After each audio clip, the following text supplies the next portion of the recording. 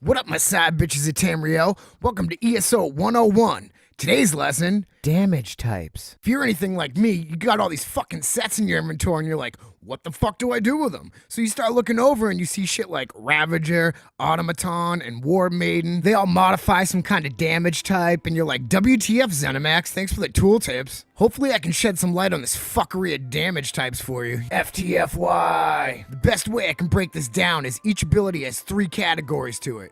Time-based, distance-based, and for lack of a better word, elemental-based. Chapter 1. Time-based. Time-based can be either direct damage or damage over time. Direct damage is anything that causes damage once. You shot your load, game over, pass out in your own mess. Damage over time is anything that says it causes X amount of damage every X period of time. Oh, he said period. Side note, some abilities are weirder than an episode of Stranger Things and contain both components. Like Vampire's Bane, for example. It does damage on the initial hit and then puts a dot on them. Chapter 2. Distance-based. Ranged and melee. So, unless I'm a used baby wipe after a long night of drinking and Taco Bell, I don't think there's actually a definitive word from Zenimax on the actual distance which is considered melee.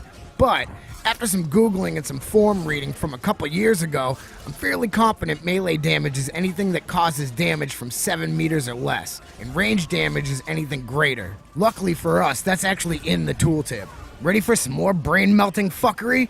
Gap closers are considered melee damage because the damage actually happens up close and personal, even though the range on the tooltip says it's like 20-something meters, because logic. Chapter 3. Elemental-based. While it does encapsulate flame, frost, and shock damage, elemental-based damage also includes disease damage, poison damage, physical damage, and magic damage. Just an FYI, magic damage is considered its own thing. Before I go and get hit with a frying pan, I really want to emphasize again that each ability has at least one component from each chapter in it, if not more. You gotta read the ability description and try to Rubik's Cube the fucking thing together. Well, that about wraps up today's lesson. I hope this helped you a little bit in deciphering the fucking Da Vinci Code that is damage in Elder Scrolls. And remember, get good!